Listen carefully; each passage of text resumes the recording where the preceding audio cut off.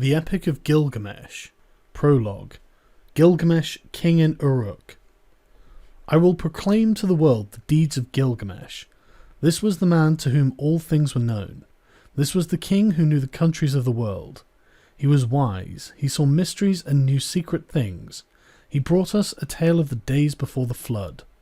He went on a long journey, was weary, worn out with labour. Returning he rested. He engraved on a stone the whole story. When the gods created Gilgamesh, they gave him a perfect body. Shamash, the glorious sun, endowed him with beauty. Adad, the god of storm, endowed him with courage.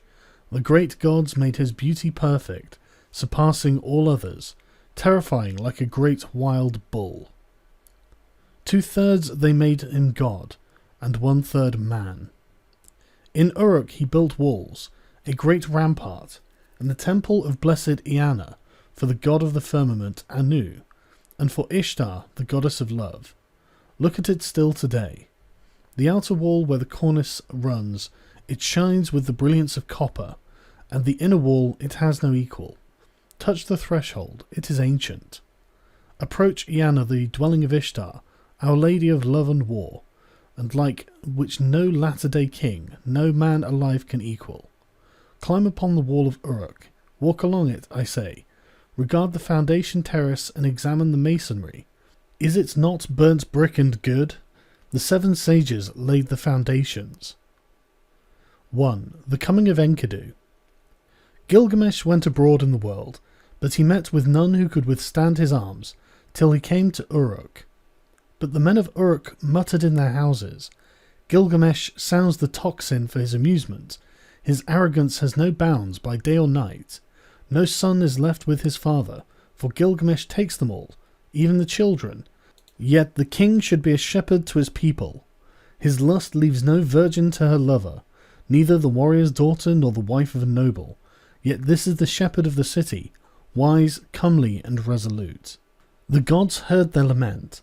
The gods of heaven cried to the lord of Uruk, to Anu the god of Uruk. A goddess made him, strong as a savage bull. None can withstand his arms. No son is left with his father, for Gilgamesh takes them all. And this is the king, the shepherd of his people? His lust leaves no virgin to her lover, neither the warrior's daughter nor the wife of the noble. When Anu heard their lamentation to the gods, cried to Aruru, the goddess of creation, You made him, O Aruru. Now create his equal. Let it be like him as his own reflection, his second self, stormy heart for stormy heart. Let them contend together, and leave Uruk in quiet. So the goddess conceived an image in her mind, and it was of the stuff of Anu of the firmament. She dipped her hands in water, and pinched off clay. She let it fall in the wilderness, and the noble Enkidu was created. There was virtue in him of the god of war, of Ninurta himself. His body was rough. He had long hair like a woman's. It waved like the hair of Nisaba, the goddess of corn. His body was covered with matted hair, like Samugans, the god of cattle. He was innocent of mankind. He knew nothing of the cultivated land. Enkidu ate grass in the hills with the gazelle, and lurked with the wild beasts at the waterholes. He had the joy of the water, with the herds of wild game. But there was a trapper who met him one day face to face at the drinking hole, for the wild game had entered his territory. On 3 days he met him face to face, and the trapper was frozen in fear. He went back to his house with the game that he had caught, and he was dumb, benumbed with terror. His face was altered like that of one who has made a long journey. With awe in his heart he spoke to his father. Father, there is a man, unlike any other, who comes down from the hills. He is the strongest in the world. He is like an immortal from heaven. He ranges over the hills with the wild beasts, and eats grass. The ranges through your land and comes down to the wells. I am afraid and dare not go near him. He fills the pits which I dig and tears up my traps I set for the game. He helps the beasts to escape, and now they slip through my fingers. His father opened his mouth and said to the trapper, My son, in Uruk lives Gilgamesh. No one has ever prevailed against him. He is as strong as a star from heaven. Go to Uruk, Find Gilgamesh, extol the strength of this wild man. Ask him to give you a harlot, a wanton from the temple of love. Return with her, and let her woman's power overpower this man. When next he comes down to drink at the wells, she will be there, stripped naked, and when he sees her beckoning, he will embrace her, and then the wild beasts will reject him. So the trapper set out on his journey to Uruk, and addressed himself to Gilgamesh, saying, "A man unlike any other is now roaming in the pastures. He is as strong as a star from heaven, and I am afraid to approach him. He helps the wild game to escape. He fills my pits and pulls up my traps." Gilgamesh said, "Trapper, take back with your harlot a child of pleasure. At the drinking hole she will strip, and when he sees her beckoning he will embrace her, and the game of the wilderness will surely reject him." Now the trapper returned, taking the harlot with him. After a 3 days' journey they came to the drinking hole, and there they sat down. The harlot and the trapper sat, facing one another, and waited for the game to come. For the first day and the second day the two sat waiting, but on the third day the herds came.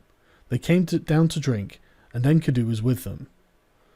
The small wild creatures of the plains were glad of the water, and Enkidu with them, who ate the grass with the gazelle, and was born in the hills, and she saw him, the savage man, come from the far off in the hills. The trapper spoke to her, "There he is. Now, woman, make your breasts bare and have no shame. Do not delay but welcome his love. Let him see you naked, let him possess your body. When he comes near, uncover yourself and lie with him. Teach him, the savage man, your woman's art, for when he murmurs love to you, the wild beast that shared his life in the hills will reject him." She was not ashamed to take him. She made herself naked and welcomed his eagerness. As he lay on her, murmuring love, she taught him the woman's art. For 6 days and 7 nights they lay together, for Enkidu had forgotten his home in the hills.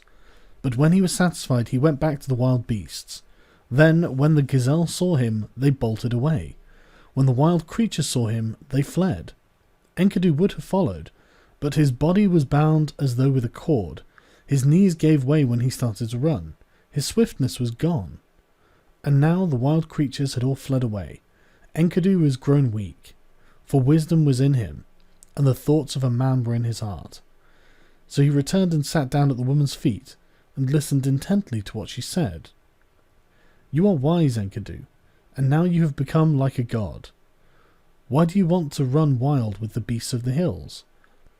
Come with me. I will take you to strong-walled Uruk, to the blessed temple of Ishtar and of Anu. Of love and of heaven there Gilgamesh lives, who is very strong, and like a wild bull he lords it over men." When she had spoken, Enkidu was pleased. He longed for a comrade, for one who could understand his heart. "Come, woman, and take me to that holy temple, to the house of Anu and Ishtar, and to the place where Gilgamesh lords it over the people. I will challenge him boldly. I will cry out aloud in Uruk, 'I am the strongest here. I have come to change the old order. I am he who was born in the hills. I am he who is strongest of all.'" She said, "Let us go. Let him see your face. I know very well where Gilgamesh is, in great Uruk. O Enkidu, there all the people are dressed in their gorgeous robes. Every day is holiday. The young men and girls are wonderful to see. How sweet do they smell! All the great ones are roused from their beds. O Enkidu, you who love life, I will show you Gilgamesh, a man of many moods. You shall look at him well in his radiant manhood. His body is perfect in strength and maturity. He never rests by night or day. He is stronger than you, so leave your boasting. Shamash, the glorious sun, has given favours to Gilgamesh, and Anu of the heavens, and Enlil and Ea, the wise, has given him deep understanding. Tell you, even before you have left the wilderness, Gilgamesh will know in his dreams that you are coming." Now Gilgamesh got up to tell his dream to his mother, Nin's son, one of the wise gods. "Mother, last night I had a dream. I was full of joy, the young heroes around me, and I walked through the night under the stars of the firmament, and one, a meteor of the stuff of Anu, fell down from heaven. I tried to lift it, but it proved too heavy. All of the people of Uruk came around to see it. The common people jostled and the nobles thronged to kiss its feet, and to me its attraction was like the love of a woman. They helped me. I braced my forehead, and I raised it with thongs, and I brought it to you, and you yourself pronounced it my brother. Then Ninsun, who was well beloved and wise, said to Gilgamesh, "This star of heaven, which descended like a meteor from the sky, which you tried to lift but found too heavy, when you tried to move it, it would not budge, and so you brought it to my feet. I made it for you, a golden spur, and you were drawn to it as though to a woman. This is the strong comrade, the one who brings help to his friend in need. He is the strongest of wild creatures, the stuff of Anu, born in the grasslands, and the wild hills reared him. When you see him, you will be glad. You will love him as a woman, and he will never forsake you. This is the meaning of the dream." Gilgamesh said, "Mother, I have dreamed a second dream. In the streets of strong-walled Uruk there lay an axe. The shape of it was strange, and the people thronged around. I saw it and was glad. I bent down, deeply drawn towards it. I loved it like a woman, and I wore it at my side." Ninsun answered, "That axe which you saw, which drew you so powerfully like the love of a woman, that is the comrade who I give to you. And he will come in his strength like one of the host of heaven. He is the brave companion who rescues his friend in necessity." Gilgamesh said to his mother, "A friend, a counsellor has come to me from Enlil, and now I shall befriend and counsel him." So Gilgamesh told his dreams, and the harlot retold them to Enkidu. And now she said to Enkidu, "When I look at you, you have become like a god. Why do you yearn to run wild again with the beasts in the hills? Get up from the ground, the bed of a shepherd." He listened to her words with care. It was good advice that she gave. She divided her clothing in two, and with one half she clothed him, and with the other herself, and holding his hand she led him like a child to the sheepfolds into the shepherds' tents. There all the shepherds crowded around to see him. They put down bread in front of him, but Enkidu could only suck the milk of wild animals.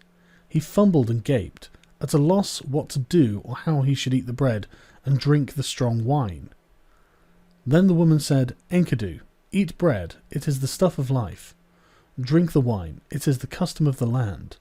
So he ate till he was full, and drank strong wine, 7 goblets. He became merry, his heart exulted, and his face shone. He rubbed down the matted hair of his body, and anointed himself with oil. Enkidu had become a man, but when he had put on man's clothing, he appeared like a bridegroom. He took arms to hunt the lion, so that the shepherds could rest at night. He caught wolves and lions, and the herdsmen lay down in peace, for Enkidu was their watchman, that strong man who had no rival. He was merry living with the shepherds, till one day lifting his eyes he saw a man approaching. He said to the harlot, "Woman, fetch that man here. Why has he come? I wish to know his name." She went and called the man, saying, "Sir, where are you going on this weary journey?" The man answers, saying to Enkidu, "Gilgamesh has gone to the marriage house and shut out the people. He does strange things in Uruk, the city of great streets. At the roll of the drum, work begins for the men, and work for the women. Gilgamesh the king is about to celebrate marriage with the queen of love, and he still demands to be the first with the bride. The king to be first and the husband to follow, for that was ordained by the gods from his birth, from the time the umbilical cord was cut. But now the drums roll for the choice of the bride, and the city groans." At these words, Enkidu turned white in the face. "I will go to the place where Gilgamesh lords it over the people. I will challenge him boldly. I will cry aloud in Uruk.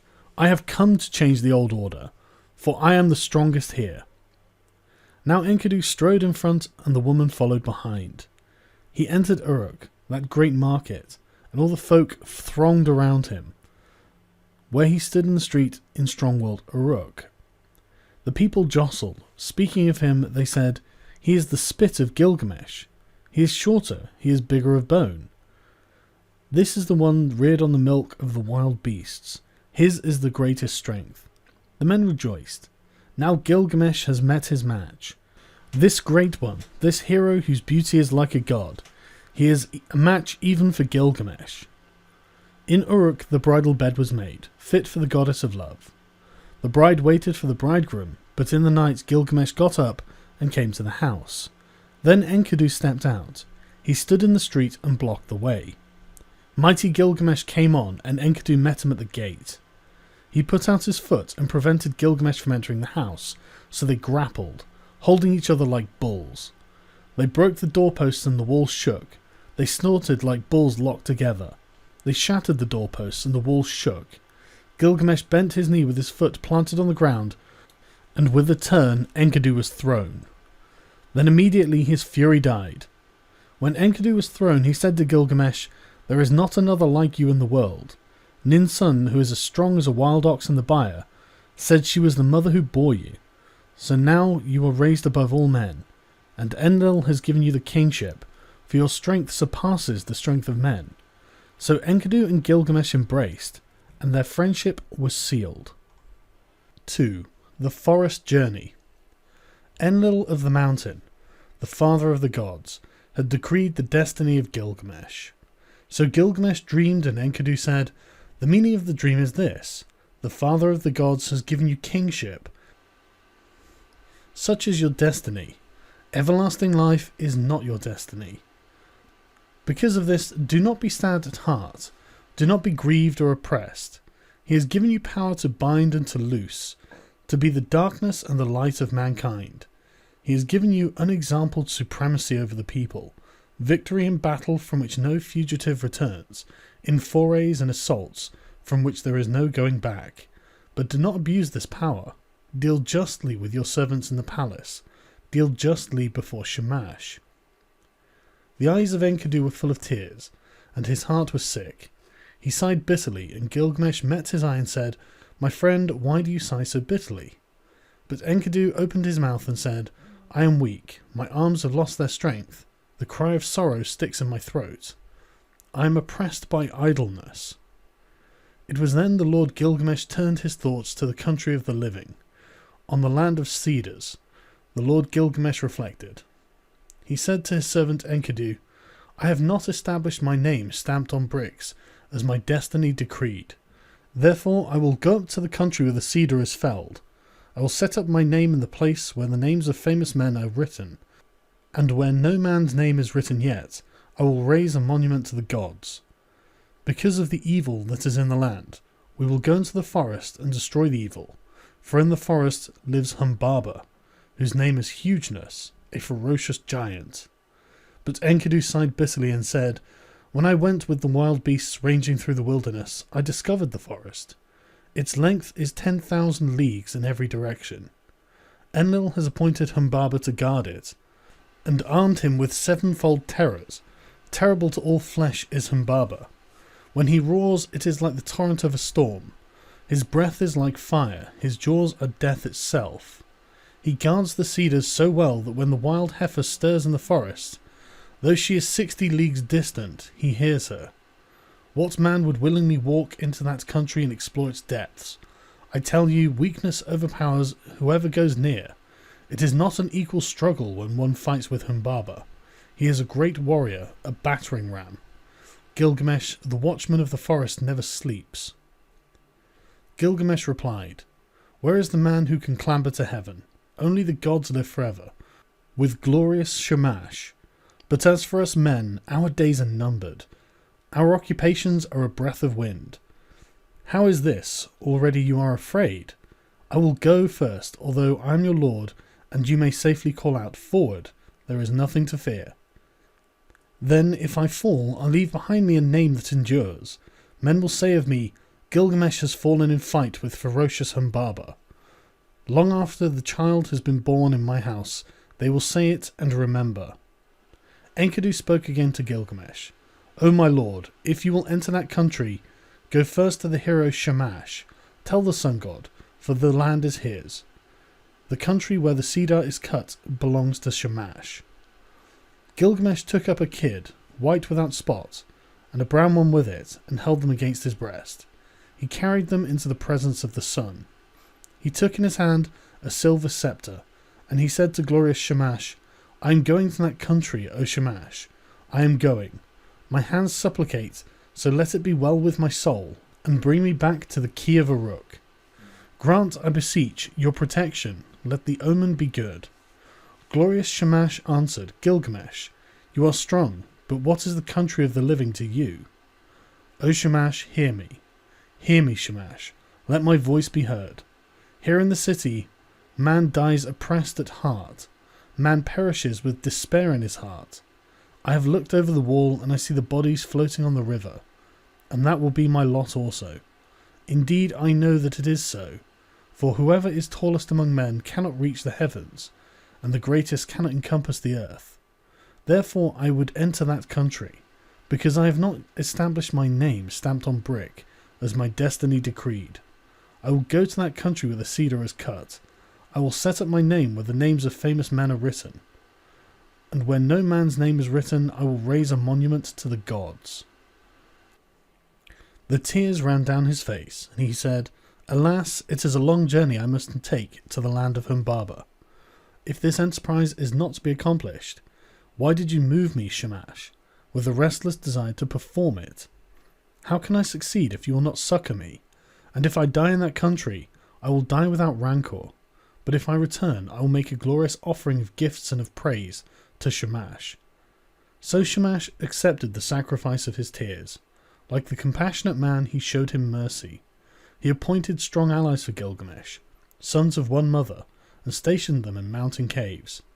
Great winds he appointed, the north wind, the whirlwind, the stone and the icy wind, the tempest and the scorching wind, like vipers, like dragons, like scorching fire, like a serpent that freezes the heart, a destroying flood and the lightning's fork. Such were they, and Gilgamesh rejoiced. He went to the forge and said, I will give orders to the armourers. They shall cast us our weapons while we watch them. So they gave orders to the armourers and craftsmen and sat down in conference. They went to the groves of the plain and cut willow and boxwood. They cast for them axes of 90 pounds, and great swords they cast with blades of 60 pounds each one, with pommels and hilts of 30 pounds. They cast for Gilgamesh the axe, might of heroes, and the bow of Anshan. And Gilgamesh was armed, and Enkidu, with the weight of the arms they carried, was 30 pounds. The people collected, and the councillors in the streets and in the marketplace of Uruk. They came to the gate of 7 bolts, and Gilgamesh spoke to them in the marketplace. I, Gilgamesh, go to see that creature of whom such things are spoken, the rumour of whose name fills the world. I will conquer him in his cedar wood, and show the strength of the sons of Uruk, and all the world shall know. I am committed to this enterprise, to climb the mountain, to cut down the cedar, to leave behind me an enduring name. The councillors of Uruk, the great market, answered him, Gilgamesh, you are young and your courage carries you far. You cannot know what this enterprise means, which you have planned. We have heard that Humbaba is not like men who die. His weapons are such that none can stand against them. The forest stretches for 10,000 leagues in every direction. Who would willingly go down to explore its depths? As for Humbaba, when he roars it is like the torrent of a storm. His breath is like fire, and his jaws are death itself. Why do you crave to do this thing, Gilgamesh? It is no equal struggle when one fights with Humbaba, that battering ram. When he heard these words of the councillors, Gilgamesh looked at his friend and laughed. How shall I answer them? Shall I say I am afraid of Humbaba? I will sit at home all the rest of my days? Then Gilgamesh opened his mouth again and said to Enkidu, My friend, let us go to the great palace, to Egalma, and stand before Ninsun the queen. Ninsun is wise with deep knowledge. She will give us counsel for the road that we must go. They took each other by the hand, and they went to Egalma. And they went to Ninsun the great queen. Gilgamesh approached. He entered the palace and spoke to Ninsun. Ninsun, will you listen to me? I have a long journey to go, to the land of Humbaba, and I must travel an unknown road and fight a strange battle. From the day I go until I return, till I reach the cedar forest and destroy the evil which Shamash abhors, pray for me to Shamash. Ninsun went into her room. She put on a dress becoming to her body. She put on jewels to make her breast beautiful. She placed a tiara on her head, and her skirts swept the ground. Then she went up to the altar of the sun, Standing upon the roof of the palace, she burnt incense and lifted her arms to Shamash as the smoke ascended. O Shamash, why do you give this restless heart to Gilgamesh, my son? Why did you give it? You have moved him, and now he sets out on a long journey to the land of Humbaba, to travel an unknown road and fight a strange battle.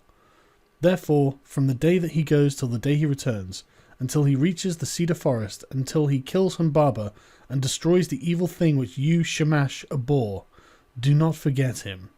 But let the dawn, Aya, your dear bride, remind you always, and when the day is done, give him to the watchman of the night, to keep him from harm. Then Ninsun, the mother of Gilgamesh, extinguished the incense, and she called to Enkidu with this exhortation: Strong Enkidu, you are not the child of my body, but I will receive you as my adopted son.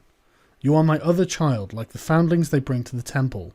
Serve Gilgamesh, and as a foundling serves the temple and priestesses who reared him, in the presence of my women, any votaries and hierophants, I declare it. She then placed the amulet for a pledge around his neck and said to him, I entrust my son to you. Bring him back to me safely. And now they brought to them the weapons. They put in their hands the great swords in their golden scabbards, and the bow and the quiver. Gilgamesh took the axe, he slung the quiver from his shoulder, and the bow of Anshan, and buckled the sword to his belt, so they were armed and ready for the journey. Now all the people came and pressed on them, and said, When will you return to the city? The councillors blessed Gilgamesh and warned him, Do not trust too much in your own strength. Be watchful, restrain your blows at first.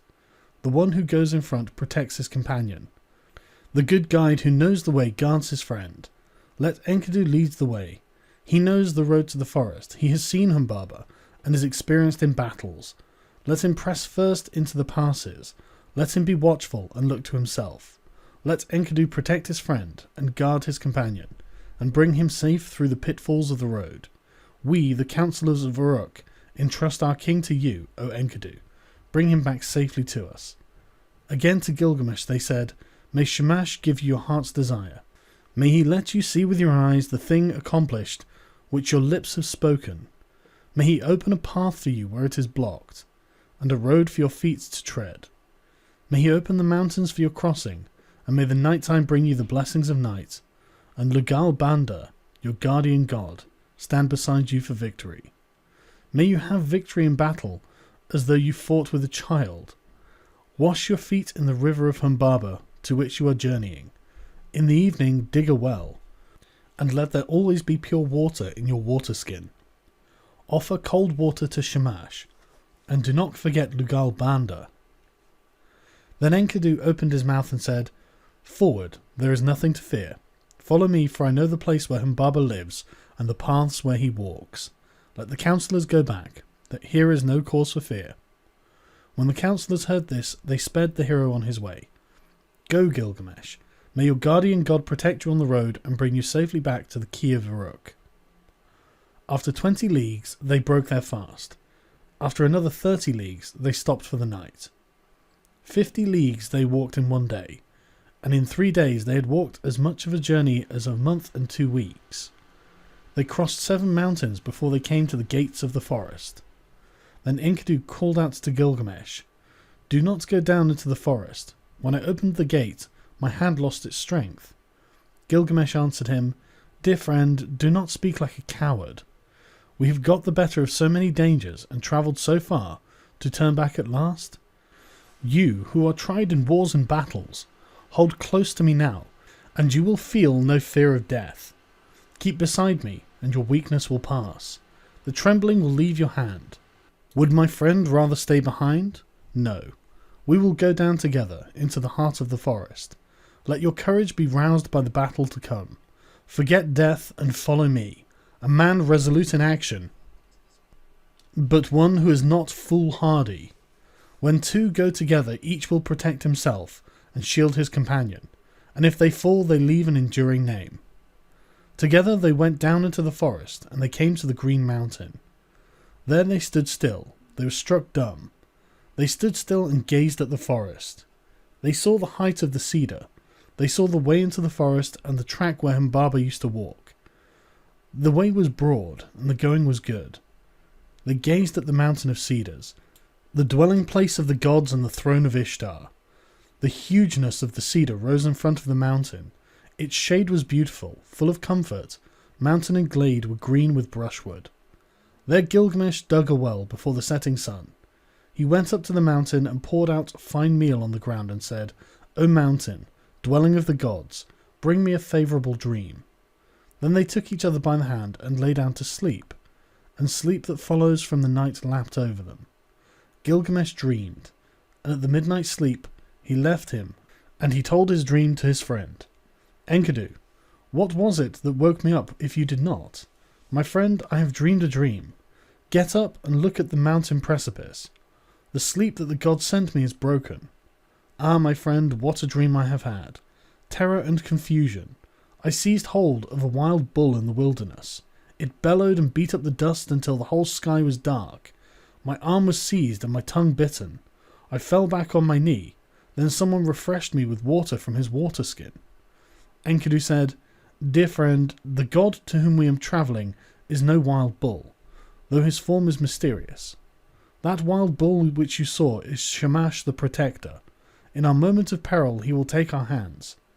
The one who gave water from his water skin, that is your own god, who cares for your good name, your Lugal Banda.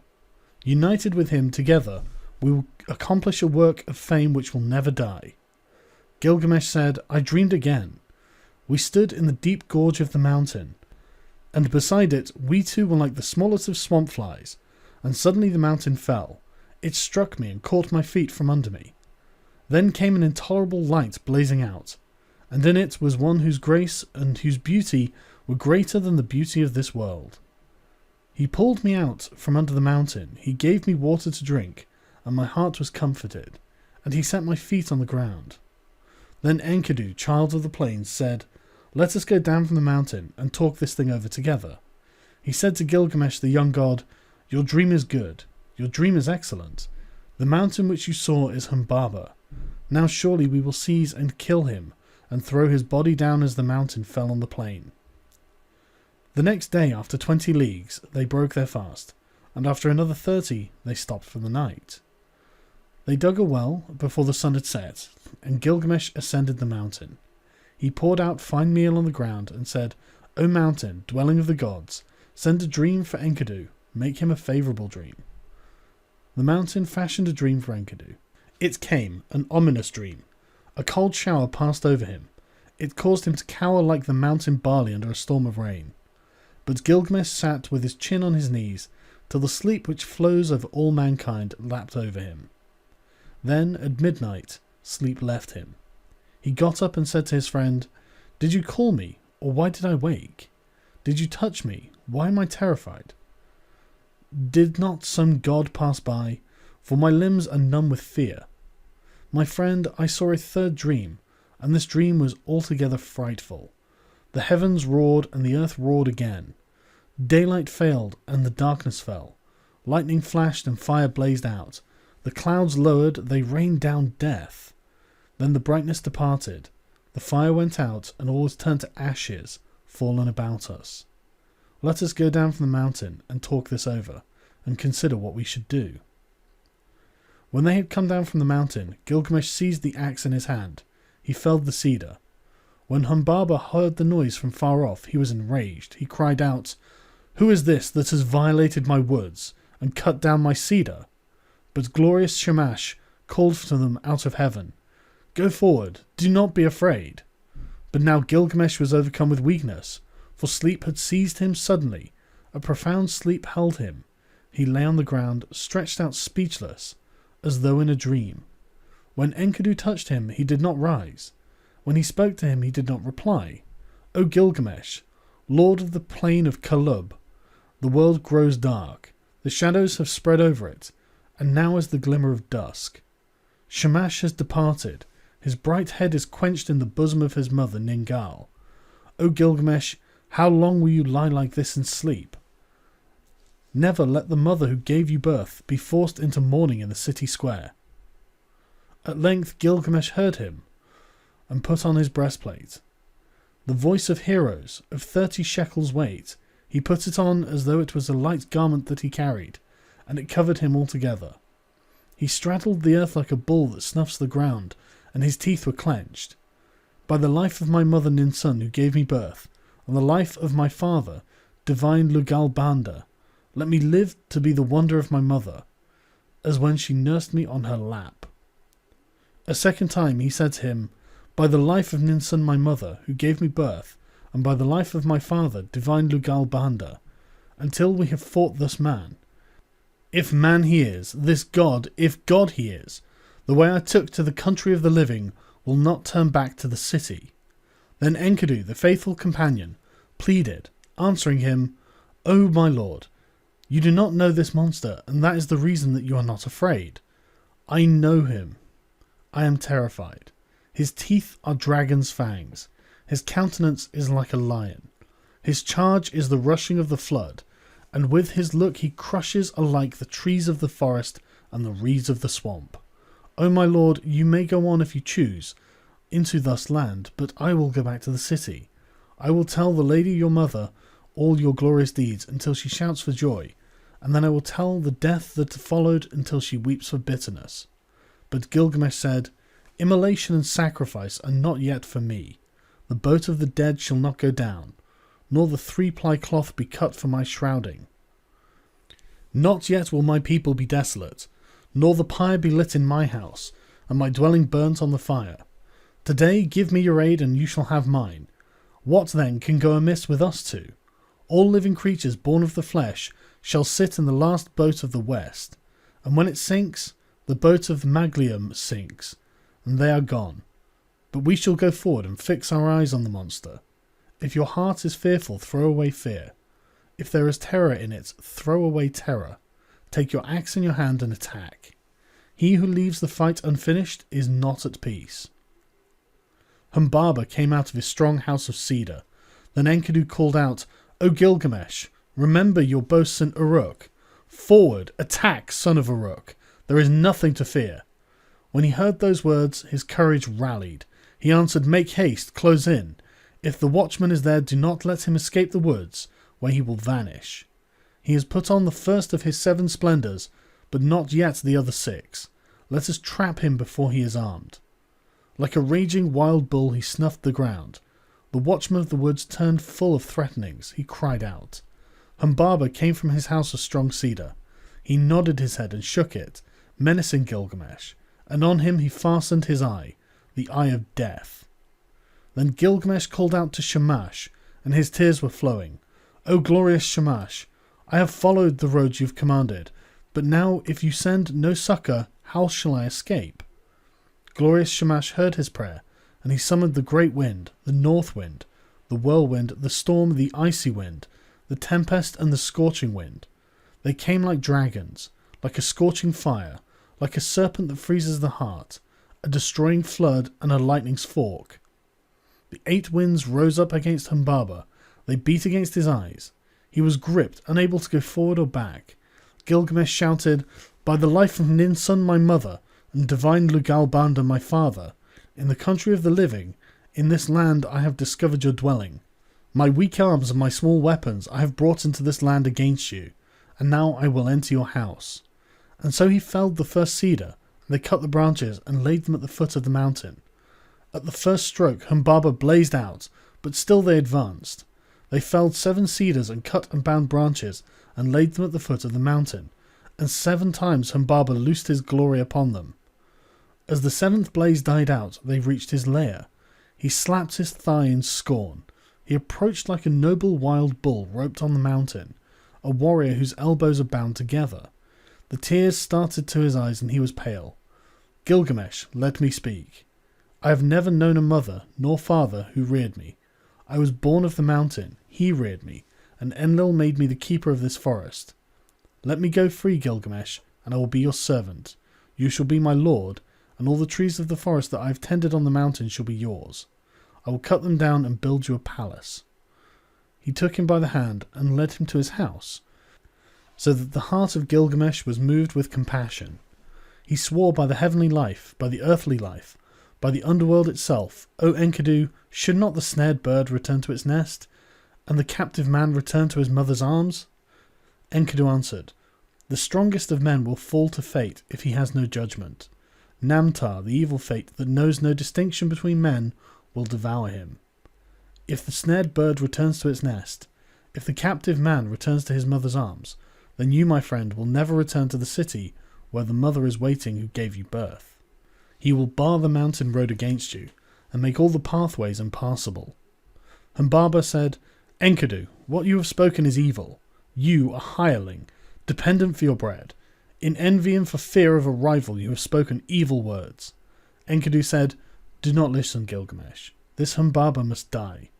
Kill Humbaba first and his servants after. But Gilgamesh said, if we touch him, the blaze and the glory of the light will be put out in confusion. The glory and glamour will vanish. Its rays will be quenched. Enkidu said to Gilgamesh, not so, my friend. First entrap the bird. And where shall the chicks run then? Afterwards we can search out the glory and the glamour, when the chicks run distracted through the grass. Gilgamesh listened to the word of his companion. He took the axe in his hand, he drew the sword from his belt, and he struck Humbaba with the thrust of the sword to the neck. And Enkidu, his comrade, struck the second blow. At the third blow, Humbaba fell. Then there followed confusion, for this was the guardian of the forest, whom they had felled to the ground. For as far as 2 leagues the cedars shivered. When Enkidu felled the watcher of the forest, he at whose voice Hermon and Lebanon used to tremble. Now the mountains were moved and all the hills, for the guardian of the forest was killed. They attacked the cedars, the 7 splendours of Humbaba were extinguished. So they pressed on to the forest, bearing the sword of 8 talents. They uncovered the sacred dwellings of the Anunnaki. And while Gilgamesh felled the first of the trees of the forest, Enkidu cleared the roots, as far as the banks of the Euphrates. They set Humbaba before the gods, before Enlil. They kissed the ground and dropped the shroud, and set the head before him. When he saw the head of Humbaba, Enlil raged at them. Why did you do this thing? From henceforth may the fire be on your faces. May it eat the bread that you eat, may it drink where you drink. Then Enlil took again the blaze and the 7 splendours that had been Humbaba's. He gave the first to the river, and he gave to the lion, to the stone of execration, to the mountain, and to the dreaded daughter of the queen of hell. O Gilgamesh, king and conqueror of the dreadful blaze, wild bull who plunders the mountain, who crosses the sea, glory to him, and from the brave the greater glory is Enki's. 3. Ishtar and Gilgamesh and the death of Enkidu. Gilgamesh washed out his long locks and cleaned his weapons. He flung his hair back from his shoulders. He threw off his stained clothes and changed them for new. He put on his royal robes and made them fast. When Gilgamesh had put on the crown, glorious Ishtar lifted her eyes, seeing the beauty of Gilgamesh. She said, Come to me, Gilgamesh, and be my bridegroom. Grant me the seed of your body. Let me be your bride, and you shall be my husband.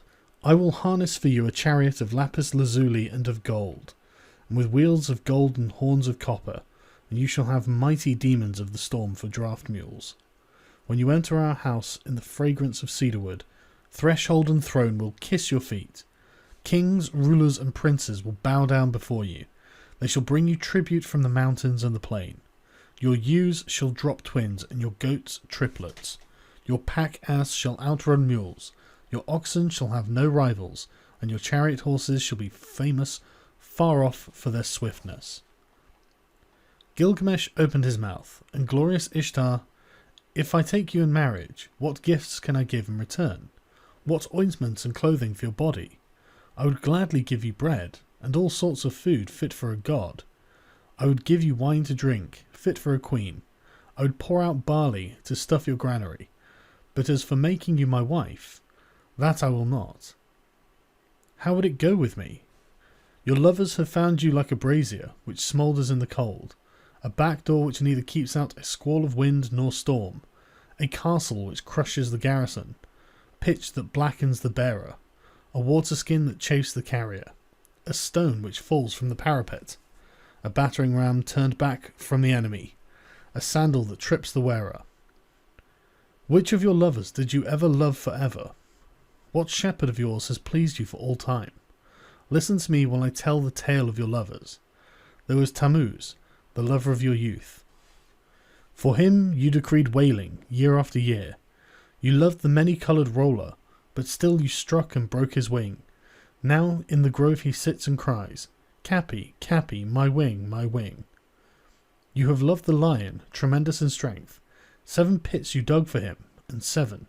You loved the magnificent stallion in battle, and for him you decreed the whip and spur and a thong, to gallop 7 leagues by force and to muddy the water before he drinks, and for his mother Silili lamentations. You have loved the shepherd of the flock. He made meal cake for you day after day. He killed kids for your sake. You struck and turned him into a wolf. Now his own herd boys chase him away. His own hounds worry his flanks. And did you not love Ishalanu, the gardener of your father's palm grove? He brought you baskets filled with dates without end. Every day he loaded your table. And you turned your eyes on him and said, Dearest Ishalanu, come here, let's enjoy your manhood. Come forward and take me, I am yours. Ishalanu answered, What are you asking from me? My mother has baked, and I have eaten. Why should I come to such as you for food that is tainted and rotten? For when was a screen of rushes sufficient protection from frosts? But when you had heard this answer, you struck him. He was changed to a blind mole deep in the earth, one whose desire is always beyond reach. And if you and I should be lovers, should not I be served in the same fashion as all of these others whom you have once loved? When Ishtar heard this, she fell into a bitter rage. She went up into high heaven. Her tears poured down in front of her father Anu and Antum her mother. She said, Father, Gilgamesh has heaped insults on me. He has told all over my abominable behaviour, my foul and hideous acts. Anu opened his mouth and said, Are you a father of gods? Did you not quarrel with Gilgamesh the king? So now he has related your abominable behaviour, your foul and hideous acts? Ishtar opened her mouth and said again, My father, give me the bull of heaven to destroy Gilgamesh. Fill Gilgamesh, I say, with arrogance to his destruction.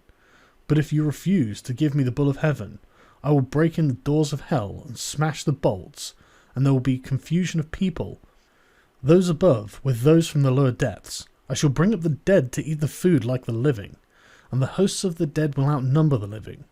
Anu said to great Ishtar, If I do what you desire there will be 7 years of drought throughout Uruk, when corn will be seedless husks. Have you saved grain enough for the people and grass for the cattle? Ishtar replied, I have saved grain for the people and grass for the cattle. For 7 years of seedless husks, there is grain and grass enough. When Anu heard what Ishtar had said, he gave her the bull of heaven to lead by the halter down to Uruk. When they reached the gates of Uruk, the bull went into the river, and with his first snort, cracks opened in the earth, and 100 young men fell down to death. With his second snort, cracks opened and 200 fell down to death. And with his third snort, cracks opened. Enkidu doubled over, but instantly recovered. He dodged aside and leapt on the bull, and seized it by the horns. The bull of heaven foamed in his face. It brushed him with the thick of its tail. Enkidu cried to Gilgamesh, My friend, we boasted that we would leave enduring names behind us. Now thrust your sword between the nape and the horns. So Gilgamesh followed the bull. He seized the thick of its tail. He thrust the sword between the nape and the horns and slew the bull. When they had killed the bull of heaven, they cut out its heart and gave it to Shamash, and the brothers rested. But Ishtar rose tip and mounted the great wall of Uruk. She sprang on the tower and uttered a curse. Woe to Gilgamesh, for he has scorned me in killing the bull of heaven. When Enkidu heard these words, he tore out the bull's right thigh and tossed it in her face, saying, If I could lay my hands on you, it is this I should do to you, and lash the entrails to your side. When Ishtar called together her people, the dancing and singing girls, the prostitutes of the temple, the courtesans, over the thigh of the bull of heaven she set up lamentation. But Gilgamesh called the smiths and the armourers, all of them together. They admired the immensity of the horns. They were plated with lapis lazuli, 2 fingers thick. They were 30 pounds each in weight, and their capacity in oil was 6 measures, which he gave to his guardian god, Lugalbanda. But he carried the horns into the palace and hung them on the wall. There they washed their hands in the Euphrates. They embraced each other and went away. They drove through the streets of Uruk, where the heroes were gathered to see them. And Gilgamesh called to the singing girls, "Who is most glorious of the heroes? Who is the most eminent among men?" "Gilgamesh is the most glorious of heroes. Gilgamesh is the most eminent among men." And now there was feasting, and celebrations and joy in the palace, till the heroes lay down, saying, "Now we will rest for the night." When the daylight came, Enkidu got up and cried to Gilgamesh, "O my brother, such a dream I had last night." Anu, Enlil, Ea, and heavenly Shamash took counsel together, and Anu said to Enlil, "Because they have killed the bull of heaven, and because they have killed Humbaba, who guarded the cedar mountain, one of the two must die." Then glorious Shamash answered the hero Enlil, "It was by your command that they killed the bull of heaven, and killed Humbaba, and must Enkidu die, although innocent?" Enlil flung around in rage at glorious Shamash. "You dare to say this, you who went about them every day like one of themselves." So Enkidu lay stretched out before Gilgamesh. His tears ran down in streams, and he said to Gilgamesh, "O my brother, so dear as you are to me, brother, yet they will take me from you." Again he said, "I must sit down on the threshold of the dead, and never again will I see my dear brother with my eyes." While Enkidu lay alone in his sickness, he cursed the gate as though it were living flesh. "You there, wood of the gate, dull and insensible, witless, I searched for you over 20 leagues, until I saw the towering cedar. There is no wood like you in our land. 72 cubits high and 24 wide, the pivot and the ferrule and the jambs are perfect. A master craftsman from Nippur has made you, but oh, if I had known the conclusion, if I had known that this was all the good that would come of it, I would have raised the axe and split you into little pieces, and set up here a gate of wattle instead. Ah, if only some future king had brought you here, or some god had fashioned you.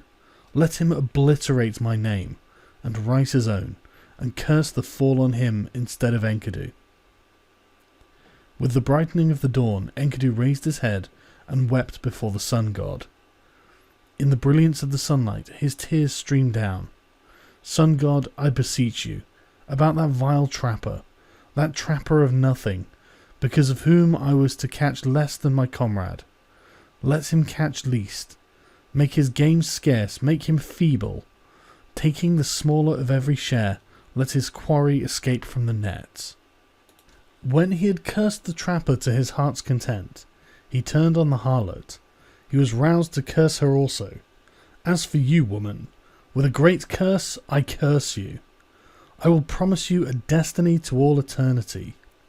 My curse shall come upon you soon and sudden, for you shall be without a roof for your commerce, for you shall not keep house with other girls in the tavern, but do your business in places fouled by the vomit of the drunkard.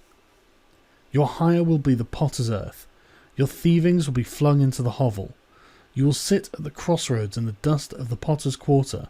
You will make your bed on the dunghill at night, and by day take your stand in the wall's shadow. Brambles and thorns will tear at your feet. The drunk and the dry will strike your cheek, and your mouth will ache. Let you be stripped of your purple dyes, for I too once in the wilderness with my wife had all of the treasure I wished." When Shamash heard these words of Enkidu, he called to him from heaven, "Enkidu, why are you cursing the woman, the mistress who taught you to eat bread fit for gods, and drink wine of kings? She who put upon you a magnificent garment, did she not give you the glorious Gilgamesh for your companion? And has not Gilgamesh, your own brother, made you rest on a royal bed, and recline on a couch at his left hand? He has made the princes of the earth kiss your feet, and now all the people of Uruk lament and wail over you. When you are dead, he He will let his hair grow long for your sake. He will wear a lion's pelt and wander through the desert. When Enkidu heard glorious Shamash, his angry heart grew quiet.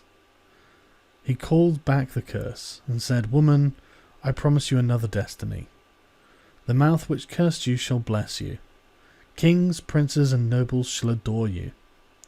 On your account, a man, though 12 miles off, will clap his hand to his thigh, and his hair will twitch.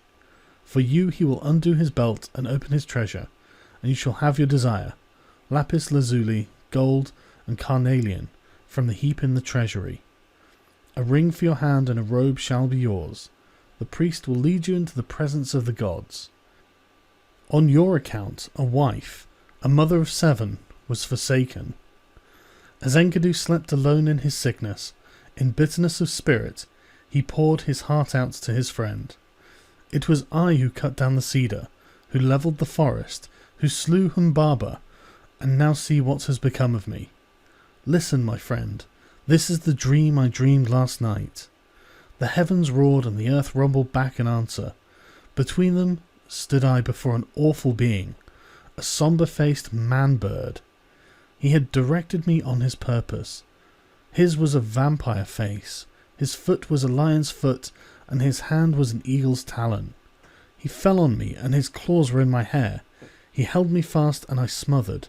He then transformed me, so that my arms became wings covered with feathers.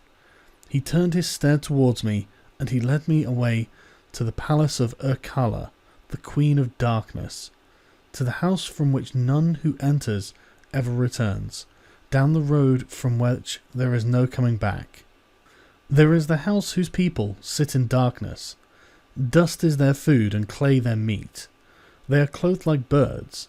With wings for covering they see no light, they sit in darkness. I entered the house of dust, and I saw the kings of the earth put their crowns away forever. Rulers and princes, all those who once wore kingly crowns and ruled the earth in the days of old. They who stood in the place of gods like Anu and Enlil stood now like servants to fetch baked meat in the house of dust, to carry cooked meat and cold water from the waterskin. In the house of dust, which I entered, were high priests and acolytes, priests of the incantation and of ecstasy, and there were servers of the temple, and there was Etana, that king of Dish, whom the eagle carried to heaven in the days of old. I also saw Samukuan, god of cattle, and there was Ereshkigal, the queen of the underworld, and Befit Sheri squatted in front of her, she who is recorder of the gods and keeps the book of death. She held a tablet from which she read. She raised her head and she saw me and spoke. Who has brought this one here? Then I awoke like a man drained of blood who wanders alone in a waste of rashes, like one whom the bailiff has seized and his heart pounds with terror. Gilgamesh peeled off his clothes as he listened to his words and wept quick tears. Gilgamesh listened and his tears flowed. He opened his mouth and spoke to Enkidu. Who is there in strong-world Uruk who has wisdom like this? Strange things have been spoken. Why does your heart speak so strangely? The dream was marvellous, but the terror was great. We must treasure the dream, whatever the terror, for the dream has shown that misery comes at last to the healthy man, and the end of life is sorrow. And Gilgamesh lamented. Now I will pray to the great gods, for my friend had an ominous dream. This day on which Enkidu dreamed came to an end, and he lay stricken with sickness. One whole day he lay on his bed, and his suffering increased. He said to Gilgamesh, the friend on whose account he had left the wilderness, once I ran for the water of life, and now I have nothing. A second day he lay on his bed, and Gilgamesh watched over him, but the sickness increased. A third day he lay on his bed. He called out to Gilgamesh, rousing him up. Now he was weak, and his eyes were blind with weeping. 10 days he lay, and his suffering increased. 11 and 12 days he lay on his bed of pain. Then he called to Gilgamesh, my friend, the great goddess cursed me, and I must die in shame. I shall not die like a man fallen in battle. I feared to fall, but happy is the man who falls in battle, for I must die in shame. And Gilgamesh wept over Enkidu. With the first light of dawn, he raised his voice and said to the councillors of Uruk, Hear me, great ones of Uruk. I weep for Enkidu, my friend. Bitterly moaning like a woman mourning, I weep for my brother. O Enkidu, my brother, you are the axe at my side, my hand's strength, the sword in my belt, the shield before me, a glorious robe, my fairest ornament. An evil fate has robbed me. The wild ass and the gazelle were father and mother, all long-tailed creatures that nourished you, weep for you. All the wild things of the plain and pastures, the paths that you loved in the forest of cedars, night and day murmur. Let the great ones of strong-walled Uruk weep for you. Let the finger of blessing be stretched out in mourning. Enkidu, young brother, hark! There is an echo through all the country, like a mother mourning. Weep all the paths where we walked together. And the beasts we hunted, the bear and the hyena, the tiger and panther, the leopard and lion, the stag and the ibex, the bull and the doe, the river along whose banks we used to walk, weeps for you. Ula of Elam and dear Euphrates, where once we drew water for waterskins. The mountains we climbed where we slew the watchmen, weeps for you. The warriors of strong-walled Uruk, where the bull of heaven was killed, weep for you. All the people of Eridu, weep for you, Enkidu. Those who brought grain for your eating mourn for you now. Who rubbed oil on your back mourn for you now. Who poured beer for your drinking mourn for you now. The harlots who anointed you with fragrant ointment laments for you now. The women of the palace who brought you a wife, a chosen ring of good advice, lament for you now. And the young men, your brothers, as though they were women, go long-haired in mourning. What is this sleep which holds you now? You are lost in the dark and cannot hear me. He touched his heart, but it did not beat, nor did he lift his eyes again. When Gilgamesh touched his heart, it did not beat. So Gilgamesh laid a veil, as one veils a bride, over his friend. He began to rage like a lion, like a lioness robbed of her whelps. This way and that he paced around the bed. He tore out his hair and strewed it about. He dragged off his splendid robes and flung them down as if they were abominations. In the first light of dawn, Gilgamesh cried out, I made you rest on a royal bed. You reclined on a couch at my left hand, and the princes of the earth kissed your feet. I will cause all of the people of Uruk to weep over you, and raise the dirge of the dead. The joyful people will stoop with sorrow, and when you have gone to the earth, I will let my hair grow long for your sake. I will wander through the wilderness in the skin of a lion. The next day also, in the first light, Gilgamesh lamented. 7 days and 7 nights he wept for Enkidu, until the worm fastened on him. Only then he gave him up to the earth, for the Anunnaki, the judges, had seized him. Then Gilgamesh issued a proclamation throughout the land. He summoned them all, the coppersmiths, the goldsmiths, the stoneworkers, and commanded them, Make a statue of my friend. The statue was fashioned with a great weight of lapis lazuli for the breast, and of gold for the body. A table of hardwood was set out, and on it a bowl of carnelian filled with honey, and a bowl of lapis lazuli filled with butter. He exposed and offered to the sun, weeping as he went away. 4. The search for everlasting life. Bitterly Gilgamesh wept for his friend Enkidu. He wandered over the wilderness as a hunter. He roamed over the plains. In his bitterness he cried, How can I rest? How can I be at peace? Despair is in my heart. What my brother is now, I shall be when I am dead. Because I am afraid of death, I will go as best I can to find Utnapishtim, whom they call the Far Away, for he has entered the assemblies of the gods. So Gilgamesh travelled over the wilderness. He wandered over grasslands on a long journey, in search of Utnapishtim, whom the gods took after the deluge, and they set him to live in the land of Dilmun, in the garden of the sun, and to him alone of men they gave everlasting life. At night when he came to the mountain passes, Gilgamesh prayed. In these mountain passes long ago I saw lions. I was afraid. I lifted my eyes to the moon. I prayed. And my prayers went up to the gods. So now, O moon, God's sin, protect me. When he had prayed, he lay down to sleep, until he was awoken out of a dream. He saw the lions round him glorifying in life. And he took his axe in his hand. He drew his sword from his belt, and he fell upon them like an arrow from the string, and struck and destroyed and scattered them. So at length Gilgamesh came to Marshu, the great mountains about which he had heard many things, which guard the rising and the setting sun. Its twin peaks are as high as the wall of heaven, and its paps reach down into the underworld. At its gates scorpions stand guard, half man, half dragon.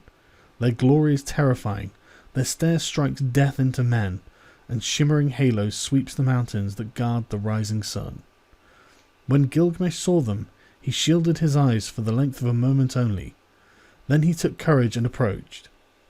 When they saw him so undismayed, the man-scorpion called to his mate, "This one who comes to us now is flesh of the gods." The mate of the man-scorpion answered, "2/3 is God, but 1/3 is man." Then he called to the man Gilgamesh. He called to the child of the gods. "Why have you come so great a journey? For what have you travelled so far, crossing dangerous waters? Tell me the reason for your coming." Gilgamesh answered, "For Enkidu.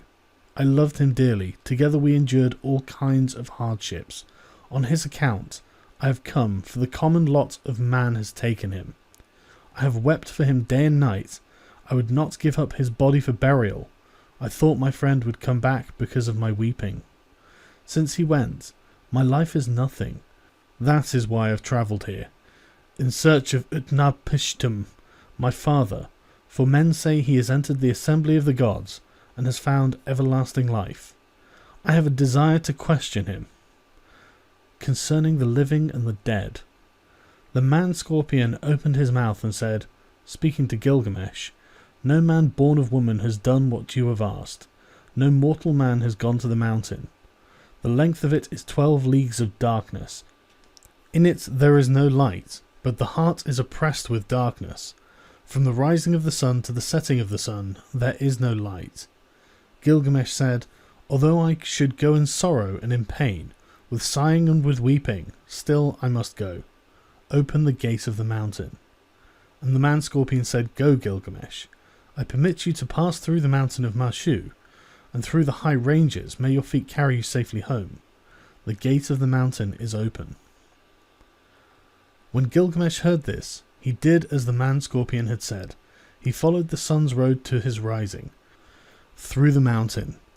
When he had gone 1 league, the darkness became thick around him, for there was no light.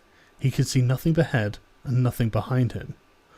After 2 leagues, the darkness was thick, and there was no light. He could see nothing ahead and nothing behind him. After 3 leagues, the darkness was thick, and there was no light. He could see nothing ahead and nothing behind him. After 4 leagues, the darkness was thick, and there was no light. He could see nothing ahead and nothing behind him. At the end of 5 leagues, the darkness was thick, and there was no light. He could see nothing ahead and nothing behind him. At the end of 6 leagues, the darkness was thick, and there was no light. He could see nothing ahead and nothing behind him. When he had gone 7 leagues, the darkness was thick, and there was no light. He could see nothing ahead and nothing behind him. When he had gone 8 leagues, Gilgamesh gave a great cry, for the darkness was thick, and he could see nothing ahead and nothing behind him. After 9 leagues, he felt the north wind on his face, but the darkness was thick, and there was no light. He could see nothing ahead and nothing behind him. After 10 leagues, the end was near. After 11 leagues, the dawn light appeared. At the end of 12 leagues, the sun streamed out. There was the garden of the gods. All round him stood bushes bearing gems. Seeing it, he went down at once, for there was fruit of carnelian with the vine hanging from it, beautiful to look at. Lapis lazuli leaves hung thick with fruit, sweet to see. For thorns and thistles there were hematite and rare stones, agate and pearls from out of the sea. While Gilgamesh walked in the garden by the edge of the sea, Shamash saw him, and he saw that he was dressed in the skins of animals and ate their flesh. He was distressed, and he spoke and said, "No mortal man has gone this way before, nor will, as long as the winds drive over the sea." And to Gilgamesh he said, "You will never find the life for which you are searching." Gilgamesh said to glorious Shamash, "Now that I have toiled and strayed so far over the wilderness, am I to sleep and let the earth cover my head forever? Let my eyes see the sun until they are dazzled with looking. Although I am no better than a dead man, still let me see the light of the sun." Beside the sea she lives, the woman of the vine, the maker of wine. Siduri sits in the garden at the edge of the sea, with the golden bowl and the golden vats that the gods gave her. She is covered with a veil, and where she sits she sees Gilgamesh coming towards her, wearing skins, the flesh of the gods in his body, but despair in his heart, his face like the face of one who has made a long journey. She looked as she scanned the distance. She said in her own heart, "Surely this is some felon. Where is he going now?" And she barred the gate against him with a crossbar and shot home the bolt. But Gilgamesh, hearing the sound of the bolt, threw up his head, dislodged his foot in the gate, and he called to her, "Young woman, maker of wine, why do you bolt your door? What did you see that made you bar your gate? I will break in your door and burst in your gate, for I am Gilgamesh, who seized and killed the bull of heaven. I killed the watchman of the cedar forest. I overthrew Humbaba, who lived in the forest, and I killed the lions of the passes of the mountain." Then Siduri said to him, "If you are that Gilgamesh who seized and killed the bull of heaven, who killed the watchman of the cedar forest, who overthrew Humbaba that lived in the forest, and killed the lions of the passes of the mountain, why are your cheeks so starved, and why is your face so drawn? Why is despair in your heart, and your face like one of the face of one who has made a long journey? Yes, why is your face burned from heat and cold? Why do you come here wandering over the pastures in search of the wind?" Gilgamesh answered her, "And why should not my cheeks be starved and my face drawn? Despair is in my heart, and my face is the face of one who has made a long journey. It was burned with heat and with cold. Why should I not wander over the pastures in search of the wind? My friend, my younger brother, he who hunted the wild ass of the wilderness and the panther of the plains, nay friend, my younger brother, who seized and killed the bull of heaven, and overthrew Humbaba in the cedar forest, my friend who was very dear to me, and who endured dangers beside me, Enkidu, my brother, whom I loved, the end of mortality has overtaken him. I wept for him for 7 days and nights, till the worm fastened on him. Because of my brother I am afraid of death. Because of my brother I stray through the wilderness and cannot rest. But now, young woman, maker of wine, since I have seen your face, do not let me see the face of death, which I dread so much." She answered, "Gilgamesh, where are you hurrying to? You will never find that life for which you are looking. When the gods created man, they allotted to him death, but life they retained for their own keeping. As for you, Gilgamesh, fill your belly with good things, day and night and day. Dance and be merry, feast and rejoice. Let your clothes be fresh, bathe yourself in water, cherish the little child that holds your hand, and make your wife happy in your embrace. This too is the lot of man." But Gilgamesh said to Siduri, the young woman, "How can I be silent? How can I rest, when Enkidu, whom I love, is dust, and I too shall die and be laid in the earth? You live by the seashore, and look into the heart of it. Young woman, tell me now, which is the way to Utnapishtim, the son of Ubaratutu? What directions are there for passage? Give me, oh give me directions. I will cross the ocean if it's possible. If it is not, I will wander still farther in the wilderness." The winemaker said to him, "Gilgamesh, there is no crossing the ocean. Whoever has come since the days of old has not been able to pass that sea. The sun in his glory crosses the ocean, but who besides Shamash has ever crossed it? The place and the passage are difficult, and the waters of death are deep, which flow between. Gilgamesh, how will you cross the ocean? When you have come to the waters of death, what will you do? But Gilgamesh, down in the woods you will find Urshanabi, the ferryman of Utnapishtim. With him are the holy things, the things of stone. He is fashioning the serpent prow of the boat. Look at him well, and if it's possible, perhaps you will cross the waters with him. But if it's not possible, then you must go back. When Gilgamesh heard this, he was seized with anger. He took his axe in his hand, his dagger from his belt. He crept forward, and he fell on them like a javelin. Then he went into the forest and sat down. Urshanabi saw the dagger flash and heard the axe, and he beat his head, for Gilgamesh had shattered the tackle of the boat in his rage. Urshanabi said to him, "Tell me, what is your name?" "I am Urshanabi, the ferryman of Utnapishtim, the far away." He replied to him, "Gilgamesh is my name. I am from Uruk, from the house of Anu." Then Urshanabi said to him, "Why are your cheeks so starved, and your face drawn? Why is despair in your heart, and your face like the face of one who has made a long journey? Yes, why is your face burned with heat and with cold? And why do you come here wandering over the pastures, in search of the wind?" Gilgamesh said to him, "Why should my cheeks not be starved, and my face drawn? Despair is in my heart, and my face is the face of the one who has made a long journey. I was burned with heat and cold. Why should I not wander over the pastures? My friend, my younger brother, who seized and killed the bull of heaven, and overthrew Humbaba in the cedar forest, my friend who was very dear to me, who endured dangers beside me, Enkidu, my brother whom I loved, the end of mortality has overtaken him. I wept for him for 7 days and nights, until the worm fastened on him. Because of my brother I am afraid of death. Because of my brother I stray through the wilderness. His fate lies heavy upon me. How can I be silent? How can I rest? He is dust, and I too shall die, and be laid in the earth forever. I am afraid of death. Therefore, Urshanabi, tell me, which is the road to Utnapishtim?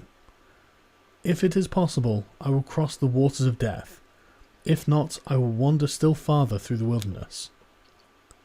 Urshanabi said to him, "Gilgamesh, your own hands have prevented you from crossing the ocean. When you destroyed the tackle of the boat, you destroyed its safety." Then the two of them talked it over, and Gilgamesh said, "Why are you so angry with me, Urshanabi? For you yourself cross the sea by day and night. All of the seasons you cross it. Gilgamesh, those things you destroyed, their property is to carry me over the water, to prevent the waters of death from touching me. It was for that reason that I preserved them, but you have destroyed them, and the Urnu snakes with them. But now go into the forest, Gilgamesh. With your axe cut poles, 120, cut them 60 cubits long, paint them with bitumen, set them on ferules, and bring them back." When Gilgamesh heard this, he went into the forest. He cut poles 120, he cut them 60 cubits long, and he painted them with bitumen. He set them on ferules, and he brought them to Urshanabi.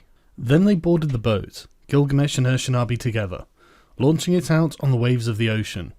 For 3 days they ran on it, as were a journey of a month and 15 days, and at last Urshanabi brought the boats to the waters of death. Then Urshanabi said to Gilgamesh, "Press on, take a long pole and thrust it in, but do not let your hands touch the waters. Gilgamesh, take a second pole, take a third, take a fourth pole. Now Gilgamesh, take a fifth, take a sixth and seventh pole. Gilgamesh, take an eighth and a ninth and a 10th pole. Gilgamesh, take an 11th, take a 12th pole." After 120 thrusts, Gilgamesh had used the last pole. Then he stripped himself, held his arms up for a mast, and cut his covering for a sail, so that Urshanabi the ferryman brought Gilgamesh to Utnapishtim, whom they call the Far Away, who lives in Dilmun at the place of the sun's transit, eastward of the mountain. To him alone of men the gods had given everlasting life. Now Utnapishtim, where he lay at ease, looked into the distance, and he said in his heart, musing to himself, "Why does the boat sail here without tackle and mast? Why are the sacred stones destroyed, and why does the master not sail the boat? The man who comes is none of mine. Where I look, I see a man whose body is covered with the skins of beasts. Who is this who walks up the shore behind Urshanabi? For surely he is no man of mine." So Utnapishtim looked at him and said, "What is your name, you who come here wearing the skins of beasts, with your cheeks starved and your face drawn? Where are you hurrying to now? For what reason have you made this great journey, crossing the seas whose passage is difficult? Tell me the reason for your coming." He replied, "Gilgamesh is my name. I am from Uruk, from the house of Anu." Then Utnapishtim said to him, "If you are Gilgamesh, why are your cheeks so starved and your face drawn? Why is despair in your heart and your face like the face of one who has made a long journey? Yes, why is your face burned with heat and cold? Why do you come here wandering over the wilderness in search of the wind?" Gilgamesh said to him, "Why should my cheeks not be starved and my face drawn? Despair is in my heart, and my face is the face of one who has made a long journey. It was burned with heat and cold. Why should I not wander over the pastures? My friend, my younger brother, who seized and killed the bull of heaven, and overthrew Humbaba in the cedar forest, my friend who was very dear to me, and endured dangers beside me, Enkidu, my brother whom I loved, the end of mortality has overtaken him. I wept for 7 days and nights, until the worm fastened on him. Because of my brother, I am afraid of death. Because of my brother, I stray through the wilderness. His fate lies heavy upon me. How can I be silent? How can I rest? He is dust, and I shall die also, and be laid in the earth forever." Again Gilgamesh said, speaking to Utnapishtim, "It is to see Utnapishtim, whom we call the Far Away, that I have come on this journey. For this I have wandered the whole world. I have crossed many difficult ranges. I have crossed the seas. I have wearied myself with travelling. My joints are aching. I have lost acquaintance with sleep, which is sweet. My clothes were worn out before I came to the house of Siduri. I have killed the bear, the hyena, the lion and the panther, the tiger, the stag, the ibex, all sorts of wild game, and the small creatures of the pastures. I ate their flesh and wore their skin, and that is how I came to the gate of the young woman, the maker of wine, who barred her gate of pitch and bitumen against me. But from her I had news of the journey. So I came to Ushanabi, the ferryman, and with him I crossed over the waters of death. O Father Utnapishtim, you who have entered the assembly of the gods, I wish to question you concerning the living and the dead. How shall I find the life for which I am searching?" Utnapishtim said, "There is no permanence. Do we build a house to stand forever? Do we seal a contract to hold for all time? Do brothers divide an inheritance to keep forever? Does the flood time of rivers endure? It is only the nymph of the dragonfly who sheds her larva and sees the sun in his glory. From the days of old there is no permanence.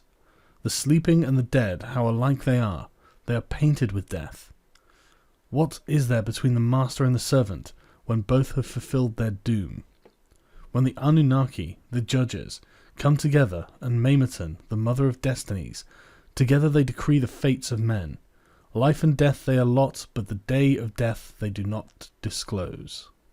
Then Gilgamesh said to Utnapishtim the Far Away, "I look at you now, Utnapishtim, and your appearance is no different than mine. There is nothing strange in your features. I thought I should find you like a hero prepared for battle, but here you are taking ease on your back. Tell me truly, how was it that you came to enter the company of the gods, and to possess everlasting life?" Utnapishtim said to Gilgamesh, "I will reveal to you a mystery. I will tell you a secret of the gods." 5. The story of the flood. You know the city Shurupak, and it stands on the banks of the Euphrates? That city grew old, and the gods that were in it were old. There was Anu, lord of the firmament, their father, and warrior Enlil their counsellor, and Ninurta the helper, and Ennugi, the watcher over canals, and also with them was Ea. In those days the world teemed, the people multiplied, and the world bellowed like a wild bull. And the great god was aroused by the clamour. Enlil heard the clamour, and he said to the gods in the council, "The uproar of mankind is intolerable, and sleep is no longer possible by reason of the babel." So the gods agreed to exterminate mankind. Enlil did this, but Ea, because of his oath, warned me in a dream. He whispered their words to my house of reeds. Reed house, O wall. Hearken, reed house. Wall reflect, O man of Shurupak, son of Ubar-Tutu. Tear down your house and build a boat. Abandon possessions and look for life. Despise worldly goods and save your soul alive. Tear down your house, I say, and build a boat. These are the measurements of the bark, as you shall build her. Let hex beam equal her length. Let her deck be roofed like the vault that covers the abyss. Then take up to the boat the seed of all living creatures. When I had understood, I said to my lord, Behold, what you have commanded I will honour and perform. But how shall I answer the people, the city, the elders? Then Ea opened his mouth and said to me, his servant, Tell them this. I have learnt that Enlil is wrathful against me. I dare no longer walk in his land nor live in his city. I will go down to the gulf to dwell with Ea my lord. But on you he will rain down abundance, rare fish and shy wildfowl, and a rich harvest tide. In the evening the rider of the storm will bring you wheat in torrents. In the first light of dawn all my household gathered around me. The children brought pitch, and the men whatever was necessary. On the 5th day I laid the keel and the ribs, and then I made fast the planking. The ground space was 1 acre. Each side of the deck measured 120 cubits, making a square. I built 6 decks below, 7 in all. I divided them into 9 sections, with bulkheads between. I drove in wedges where needed. I saw to the punt poles, and laid in supplies. The carriers brought oil in baskets. I poured pitch into the furnace, and asphalt and oil. More oil was consumed in the caulking, and again the master of the boat took into his stores. I slaughtered bullocks for the people, and every day I killed sheep. I gave to the shipwrights wine to drink, although it were river water, raw wine and red wine and oil and white wine. There was feasting as then, as there is at the time of the New Year's festival. I anointed my head. On the 7th day the boat was complete. Then was the launching, full of difficulty. There was a shifting of ballast above and below, until 2/3 was submerged. I loaded into her all that I had, of gold and of living things, my family, my kin, the beast of the field, both wild and tame, all the craftsmen. I sent them on board, for the time that Shamash had ordained was already fulfilled, when he said, In the evening, when the rider of the storm sends down the destroying rain, enter the boat and batten her down. The time was fulfilled, the evening came, the rider of the storm sent down the rain. I looked out at the weather, and it was terrible. So I too boarded the boat and battened her down. All was now complete, the battening and caulking, so I handed the tiller to Pazur Amuri, the steersman, with the navigation and the care of the whole boat. With the first light of dawn a black cloud came upon the horizon. It thundered within where Adad, lord of the storm, was rising. In front of the hill and plain, Shalat and Hanish, heralds of the storm, led on. Then the gods of the abyss rose up. Nergal pulled out the dams of the nether waters. Ninurta, the warlord, threw down the dikes, and the 7 judges of hell, the Anunnaki, raised their torches, lighting the land with their livid flame. A stupor of despair went up to heaven, and where the god of the storm turned the daylight to darkness, when he smashed the land like a cup, 1 whole day the tempest raged, gathering fury as it went. It poured over the people like the tides of battle. A man could not see his brother, nor the people be seen from heaven. Even the gods were terrified at the flood. They fled to the highest heaven, the firmament of Anu. They crouched against the walls, cowering like curs. Then Ishtar, the sweet-voiced queen of heaven, cried out like a woman in travail. Alas, the days of old are turned to dust, because I commanded evil. Why did I command thus evil, in council of all the gods? I commanded wars to destroy the people, but they are not my people, for I brought them forth. Now like the spawn of fish they float in the ocean. The great gods of heaven and hell wept. They covered their mouths. For 6 days and 6 nights the wind blew.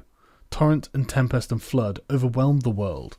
Tempest and flood raged together like warring hosts. When the 7th day dawned, the storm from the south subsided, and the sea grew calm, and the flood was stilled. I looked into the face of the world, and there was silence. All mankind was turned to clay. The surface of the sea stretched flat as a rooftop. I opened a hatch, and light fell on my face. Then I bowed low, I sat down, and I wept. The tears streamed down my face, for on every side was the waste of water. I looked for land in vain. But 14 leagues distant there appeared a mountain, and there the boat grounded.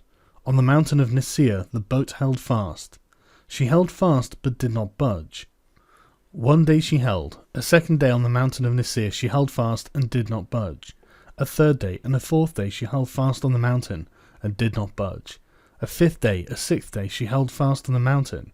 When the seventh day dawned, I loosed a dove, and let her go. She flew away, but finding no resting place, she returned.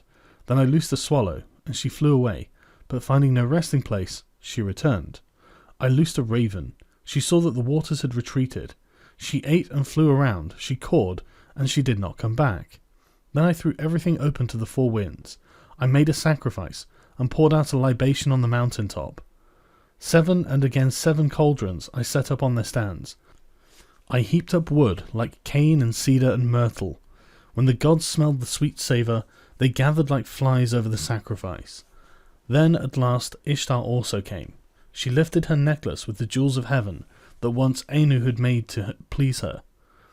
O you gods are present, by the lapis lazuli around my neck. I shall remember these days as I remember the jewels of my throat. These last days I shall not forget. Let all the gods gather round the sacrifice, except Enlil. He shall not approach this offering, for without reflection he brought the flood. He consigned my people to destruction. When Enlil had come, when he saw the boat, he was wrath and swelled with anger at the gods, the host of heaven. Has any of these mortals escaped? Not one was to have survived the destruction. Then the god of wells and canals, Ninurta, opened his mouth and said to the warrior Enlil, Who is there in the gods that can devise without Ea? It is Ea alone who knows all things. Then Ea opened his mouth and spoke to the warrior Enlil. Wisest of gods, hero Enlil, how could you so senselessly bring down the flood? Lay upon the sinner his sin, lay upon the transgressor his transgression. Punish him a little when he breaks loose. Do not drive him too hard, or he perishes. Would that a lion had ravaged mankind, rather than the flood. Would that a wolf had ravaged mankind, rather than the flood. Would that a famine had wasted the world, rather than the flood. Would that pestilence had wasted mankind, rather than the flood. It was not I that revealed the secrets of the gods. The wise man learned it in a dream. Now take your counsel, and what shall be done with him? Then Enlil went up to the boat. He took me by the hand, and my wife made us enter the boat and kneel down on either side, he standing between us. He touched our foreheads to bless us, saying, In time past, Utnapishtim was a mortal man. Henceforth he and his wife shall live in the distance at the mouth of the rivers. Thus it was the gods took me and placed me here to live in the distance at the mouth of the rivers. 6. The Return. Utnapishtim said, As for you, Gilgamesh, who will assemble the gods for your sake, so that you may find a life for which you are searching? But if you wish, come and put it to the test. Only prevail against sleep for 6 days and 7 nights. But while Gilgamesh sat there resting on his haunches, a mist of sleep, like soft wool, teased from the fleece, drifted over him. And Utnapishtim said to his wife, Look at him now, the strong man who would have everlasting life. Even now the mists of sleep are drifting over him. His wife replied, Touch the man to wake him, so that he may return to his own land in peace, going back through the gate by which he came. Utnapishtim said to his wife, All men are deceivers. Even you he will attempt to deceive. Therefore bake loaves of bread, each day 1 loaf, and put it beside his head, and make a mark on the wall for the number of days that he has slept. So she baked loaves of bread, each day 1 loaf, and put it beside his head, and she marked on the wall the days that he had slept. And there came a day when the first loaf was hard, the second loaf was like leather, the third was soggy, the crust of the fourth had mould, and the fifth was mildewed, the sixth was fresh, and the 7th was still on the embers. Then Utnapishtim touched him, and he woke. Gilgamesh said to Utnapishtim the faraway, I hardly slept when you touched and roused me. But Utnapishtim said, Count these loaves, and learn how many days that you slept. For your first is hard, your second is like leather, the third is soggy, and the crust of your fourth has mould, your fifth has mildewed, the 6th is fresh, and the 7th is still over on the glowing embers when I touched and awoke you." Gilgamesh said, "What shall I do, O Utnapishtim? Where shall I go? Already the thief in the night has hold of my limbs. Death inhabits my room. Wherever my foot rests, there I find death." Then Utnapishtim spoke to Ushabti the ferryman. "Woe to you, Ushabti! Now and forevermore you have become hateful to this harbourage. It is not for you, nor for you are the crossings of the sea. Go now, banished from the shore. But this man before whom you have walked, bringing him here, whose body is covered with foulness and the grace of whose limb has been spoiled by wild skins, take him to the washing place. There he shall wash his long hair clean, as snow in the water. He shall then throw off his skins, and let the sea carry them away, and the beauty of his body shall be shown. The fillet on his forehead shall be renewed, and he shall be given clothes to cover his nakedness. Till he reaches his own city and his journey is accomplished, these clothes will show no sign of age, they will wear like a new garment." So Ushabti took Gilgamesh and led him to the washing place. He washed his long hair as clean as snow in the water. He threw off his skins, which the sea carried away, and he showed the beauty of his body. He renewed the fillet on his head, and to cover his nakedness gave him clothes which would show no sign of age, but would wear like a new garment until he reached his own city, and his journey was accomplished. Then Gilgamesh and Ushabti launched the boat onto the water and boarded it, and they made ready to sail away. But the wife of Utnapishtim, the faraway, said to him, "Gilgamesh came here wearied out. He is worn out. What will you give to him to carry back to his own country?" So Utnapishtim spoke, and Gilgamesh took a pole and brought the boat to the bank. "Gilgamesh, you came here a man wearied out. You have worn yourself out. What shall I give you to carry back to your own country?" "Gilgamesh, I shall reveal a secret thing. It is a mystery of the gods, and I am telling you that there is a plant that grows under the water. It has a prickle like a thorn, like a rose. It will wound your hands, but if you succeed in taking it, then your hands will hold that which restores lost youth to a man." When Gilgamesh heard this, he opened the sluices so that sweet water currents might carry him out to the deepest channel. He tied heavy stones to his feet, and they dragged him down to the waterbed. There he saw the plants growing. Although it pricked him, he took it in his hands. Then he cut the heavy stones from his feet, and the sea carried him and threw him on the shore. Gilgamesh said to Ushabti the ferryman, "Come here and see this marvellous plant. By its virtue a man may win back all his former strength. I will take it to Uruk of the strong walls, and there I will give it to old men to eat. Its name shall be, The Old Men Are Young Again, and at last I shall eat it myself and have back all of my lost youth." So Gilgamesh returned by the gate through which he had come. Gilgamesh and Ushabti went together. They travelled their 20 leagues, then they broke their fast. After 30 leagues, they stopped for the night. Gilgamesh saw a well of cool water, and he went down and bathed. But deep in the pool there was lying a serpent, and the serpent sensed the sweetness of the flower. It rose out of the water and snatched it away, and immediately sloughed off its skin and returned to the well. Then Gilgamesh sat down and wept. Tears ran down his face, and he took the hand of Ushabti. "O Ushabti, was it for this that I toiled with my hands? Is it for this that I have wrung out my heart's blood? For on myself I have gained nothing, for the beast of the earth has joy of it now. Already the stream has carried it 20 leagues back to the channels where I found it. I found a sign, and now I have lost it. Let us leave the boat on the bank and go." After 20 leagues they broke their fast. After 30 leagues they stopped for the night. In 3 days they had walked as much as a journey of a month and 15 days. When the journey was accomplished, they arrived at Uruk, the strong-walled city. Gilgamesh spoke to him, to Ushabti the ferryman.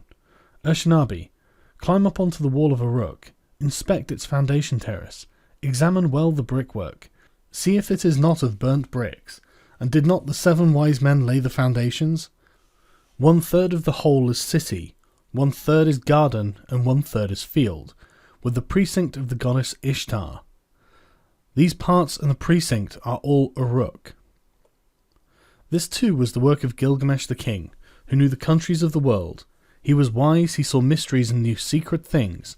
He brought us the tale of the days before the flood, and he went on a long journey, was weary, worn out with labour, and returning engraved on a stone the whole story. 7. The death of Gilgamesh. The destiny was fulfilled, which the father of the gods, Enlil, of the mountain, had decreed for Gilgamesh. In nether earth the darkness will show him a light. Of mankind all that are known, none will leave a monument for generations to come to compare with his. The heroes, the wise men, like the new moon have their waxing and waning. Men will say, who has ever ruled with might and power like him? As in the dark month, the month of shadows, so without him there is no light. O Gilgamesh, this was the meaning of your dream. You were given the kingship, such was your destiny. Everlasting life was not your destiny. Because of this, do not be sad at heart. Do not be grieved or oppressed. He has given you power to bind and to loose, to be the darkness and the light of mankind. He has given unexampled supremacy over the people, victory in battle from which no fugitive returns, in forays and assaults from which there is no going back. But do not abuse this power.